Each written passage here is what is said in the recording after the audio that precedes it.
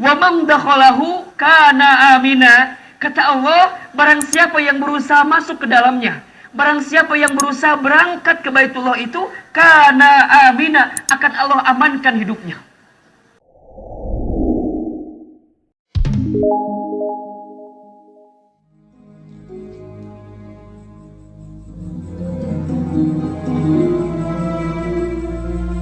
Sejak dulu kau telah jadi kasihku, bayangan dirimu hiasi rinduku.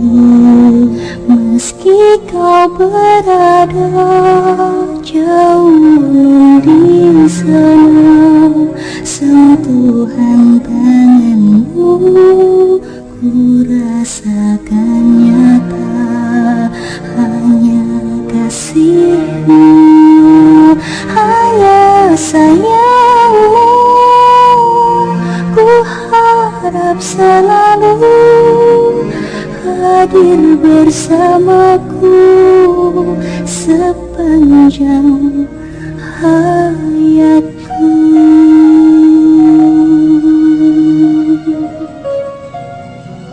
Mak, dibangun ya? Mau makan ya? Hah? Tuh ada makanan tuh.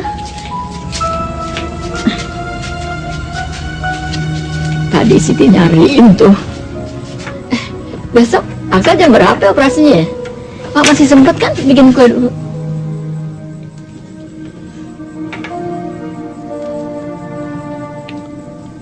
maafin Din sih, Mak. Nah apa sih? Insya Allah, duit tabungan Mak jangan ganti. Gak usah pikirin itu ah. Jadi makan dulu. Makan dulu.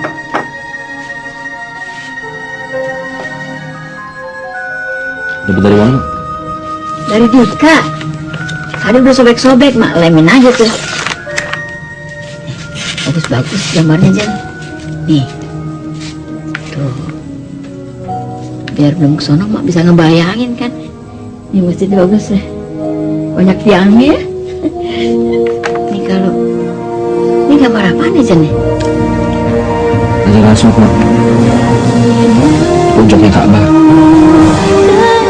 Keimananku lurus di jalanmu untuk menggapaimu. Itulah doaku, dapat hatiku, tarikan nafasku. Hebat bener ya. Udah makan dulu deh. Makan dulu ya.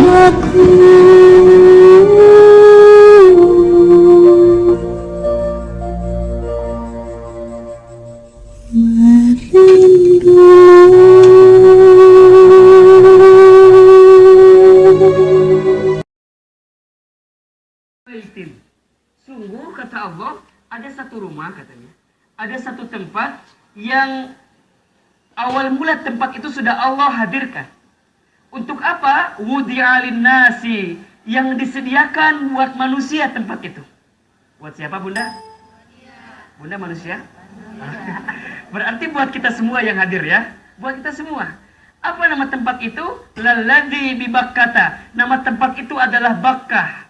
Atau kita sebut dengan Mekah, atau biasa kita bilang dengan Baitullah. Ya. Apa yang Allah hadirkan di dalam Baitullah itu? Apa yang Allah hadirkan dalam penjelasannya untuk kemudian kita berangkat ke Baitullah? Yang pertama adalah Baitullah itu mubarakah. Allah hadirkan keberkahan di dalamnya. Yang kedua, wahuddal lil alamin. Allah hadirkan petunjuk di dalam Baitullah itu. Kemudian setelah itu di ayat 97 Allah Subhanahu wa taala menyebutkan kepada kita fihi ayatum bayinat. Satu, Baitullah itu akan ada tanda yang nyata, tanda yang jelas yang memberikan gambaran kepada kita tentang maqam Ibrahim. Artinya dengan adanya perintah kita berkunjung ke Baitullah, kita bisa belajar tentang bagaimana perjuangan Nabi Ibrahim alaihissalam. Kita bisa belajar bagaimana sikap ketauhidan, sikap ketaatan, sikap ketakwaan yang dimiliki oleh Nabi Ibrahim alaihissalam. Luar biasa Bu Nabi Ibrahim itu. Ya, seorang nabi yang cobaannya luar biasa. Tapi karena ketakwaan yang dia miliki, tapi karena ketauhidan yang dia miliki, apapun selama itu datangnya dari Allah, maka dia senantiasa memilih Allah. Malah ada kisah tentang bagaimana beliau menunggu menanti-nanti anaknya, ya. Kemudian lahirnya Nabi Ismail. Ketika tumbuh dewasa, apa yang Allah minta? Suruh disembelih Nabi Ismail. Barangkali kalau kita nggak sanggup dan nggak mampu. Tapi Nabi Ibrahim, kemudian dia memilih apa perintah Allah. Dia ikuti. Kenapa? Karena dia yakin dengan ketahuidan kepada Allah Subhanahu Wa Taala. Dua, wa man dakhalahu kana amina. Kata Allah, barang siapa yang berusaha masuk ke dalamnya, barang siapa yang berusaha berangkat ke Baitullah itu, kana amina, akan Allah amankan hidupnya. Luar biasa nggak Bunda? Mau nggak berangkat ke Baitullah? Mau aja, mau banget? Mau banget. Mau doang, mau lagi? Mau lagi. Ya. Yang ketiga, walillahi 'alan nasi hijjul baiti man istata'a ilaihi sabila. Orang yang berangkat ke Baitullah itu akan Allah berikan kemampuan dirinya. Untuk apa? Untuk bisa melangkah menempuh jalan berangkat ke Baitullah. Man istata'a. Dan yang keempat, wa man kafara. Dan barang siapa ada yang masih menolak, barang siapa ada yang masih banyak alasan, malah Allah sebut sebagai kafaro, ya. Orang sudah diajak ke Baitullah, sudah dikasih tahu apa yang ada di dalamnya, apa kandungannya, apa keutamaannya, tapi masih banyak alasan. Karena alasannya biasanya nggak punya uang, ya, karena faktor ekonomi. Apa kata Allah? Sampaikan kepada mereka, fa innallaha ghaniyun, maka sungguh Allah itu maha kaya. Dengan apa yang Allah maha kaya itu? Anil alamin. Allah maha kaya dengan setiap urusan. Yakin sama Allah nggak Bunda? Yakin.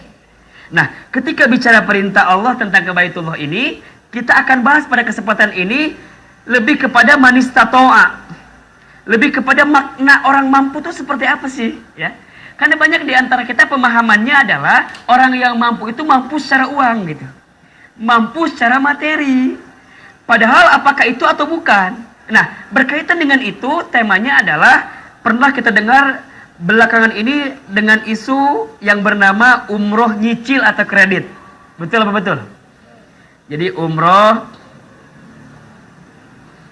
apa? Nyicil. Boleh nggak sih Bunda kira-kira? Boleh apa enggak? Pembahasan terkait boleh atau tidak, kemudian yang boleh seperti apa sih pendapatnya, yang tidak boleh bagaimana pandangannya, insya Allah kita akan bahas di segmen selanjutnya. Jangan kemana-mana, tetap di Mengaji dan Mengkaji.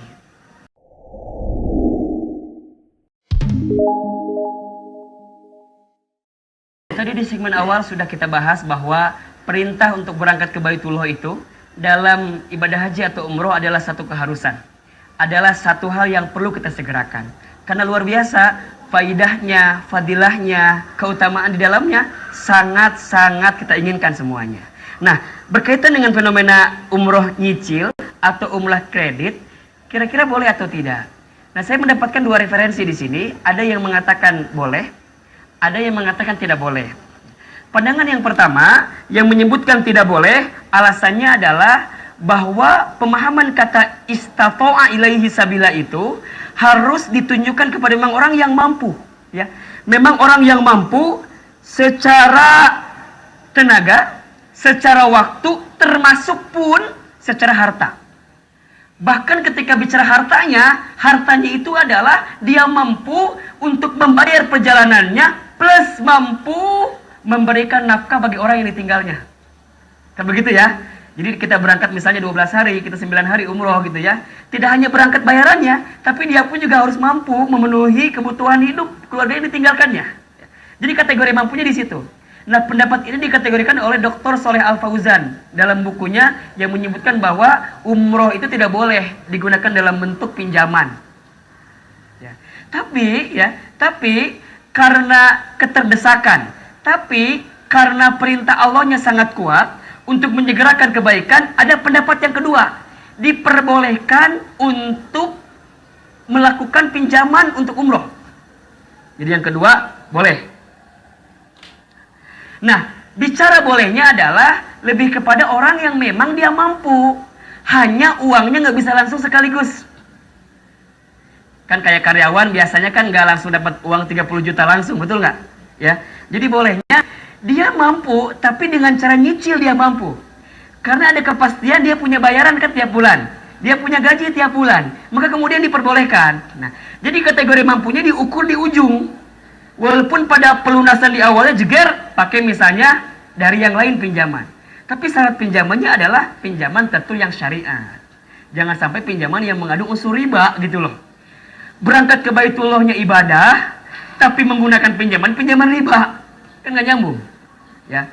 Jadi boleh menggunakan pinjaman, tapi pinjaman yang memang syariah. Yang kedua, dan memang kita mampu untuk membayarnya. Jadi ketika pulang, ya bukan kabur gitu ya. Ketika pulang, tapi memang ada kepastian dia bisa. Dilihat dari slip gajinya, dilihat dari usahanya. Nah, ini sesuai dengan Al-Maidah ayat 2 yang menyebutkan bahwa wa ta'awanu ya 'alal birri wat taqwa. Maka saling tolong-menolonglah dalam kebaikan dan ketakwaan. Kan sama. Wala ta'awanu 'alal itsmi wal udwan. Dan janganlah engkau saling tolong-menolong dalam hal yang dosa dan hal yang salah gitu. Apa perintah Allah? Wattaqullah, dan bertakwalah kepada Allah. Innallaha syadidul iqab. Sesungguhnya Allah itu punya siksaan yang begitu pedih kepada kita semua. Jadi ketika kita memilih untuk bisa berangkat umroh gitu, kemudian dengan cara pinjaman boleh, asalkan kita mampu membayarnya. Nah, pendapat ini dikategorikan oleh Dr. Syafi'i Antonio ya, ketika beliau ditanya dalam sebuah konferensi. Jadi lebih kepada framework berpikir dari umroh nyicil itu, dari umroh kredit itu. Artinya tetap kita mampu membayarnya, ya, kita bisa membayarnya walaupun kemudian ditalangi dulu, kira-kira begitu gitu. Nah, sekarang masih banyak alasan di antara kita yang masih belum berangkat itu karena apa ya? Oh, karena nggak mampu. Padahal sebenarnya syaratnya cuma 3 kalau mau bisa berangkat itu. Yang pertama, punya niat. Punya apa, Bunda? Punya niat nggak kira-kira? Mau berangkat? Mau. Punya niat. Nah, setelah punya niat, kemudian dia berusaha untuk melaksanakan niatnya. Nah, kalau di umroh kan berarti niat yang kedua setelah usaha itu adalah datang ke travelnya. Betul nggak? Tanya berapa, betul nggak? Kemudian minimal bayar DP dulu. Sebelum bayar DP, daftar dulu. Saya pernah ada kisah, ini kisah nenek-nenek berobat ke dokter. Datang jam 8 ya, pagi, sampai pulang-pulang jam 8 malam belum dipanggil-panggil sama dokternya. Ditanya pas dokter masuk, nenek mau ngapain katanya? Mau berobat, oh ya sudah. Kemudian dokter masuk jam 8 malam, dokter keluar. Ditanya ke neneknya, kok nenek masih di sini gitu? Bukannya nenek mau berobat? Iya dokter, nenek mau berobat. Kok dari tadi nenek mau berobat nggak dipanggil-panggil? Apa kata dokternya? Oh, belum dipanggil ya. Dokter nanya apa kira-kira? Nenek sudah daftar apa belum? Jawabannya apa kata nenek? Belum. Oh, belum ya. Jadi wajar nggak dipanggil? Wajar. Bunda, sudah berangkat umroh apa belum? Jawabannya apa? Belum dipanggil katanya. Betul kan ya? Seringkali tetangga kita, saudara kita, teman kita bilang, kenapa belum umroh? Belum dipanggil. Oh, kenapa belum dipanggil? Kira-kira apa jawaban selanjutnya? Sudah daftar apa belum? Belum. Karena ketakutan duluan dia gitu ya. Padahal ya daftar dulu, setelah itu baru ikhtiarnya. Karena ternyata panggilan Allah ke Baitullah itu adalah panggilan yang sangat luar biasa, Bunda. Sampai Allah punya panggilan sendiri, seperti halnya sholat. Kan sholat Allah panggil dengan apa? Azan. Allahu Akbar, Allahu Akbar. Kemudian datang. Nah, ada yang kedua, Allah panggil ke Baitullah itu, ya, dengan panggilan khusus. Apa panggilan Allah? Labbaik Allahumma labbaik, labbaik la syarika laka labbaik, innal hamda wan ni'mata laka wal mulk la syarikalah. Saking Allah pengennya kita bisa berangkat ke Baitullah, saking Allah memerintahkan kepada kita untuk menyegerakan berangkat ke Baitullah sampai dengan panggilan khusus. Sama kita, kalau sayang sama orang, kan panggilannya kadang-kadang khusus, bener gak Bunda? Iya. Pakai sayang dulu, kira-kira begitu kan? Ya, pakai hal-hal yang dengan nama-nama yang baik. Karena saking sayangnya Allah, berarti sama perintah ke Baitullah ini, saking pentingnya Allah perintahkan kepada kita. Nah, jangan sampai kita belum sempat berangkat, belum sempat memenuhi panggilan yang pertama sholat, belum sempat memenuhi panggilan Allah yang kedua berangkat ke Baitullah, tiba-tiba datang panggilan yang ketiga. La ilaha illallah, ya, Muhammadar Rasulullah, kullu nafsin dha'iqatul maut. Sebelum maut datang kepada kita. Insyaallah di segmen yang ketiga saya yakin masih banyak pembahasan, terutama ibunda-ibunda yang pengen nanya nih kelihatannya, ya. Jangan kemana-mana, tetap di mengaji dan mengkaji.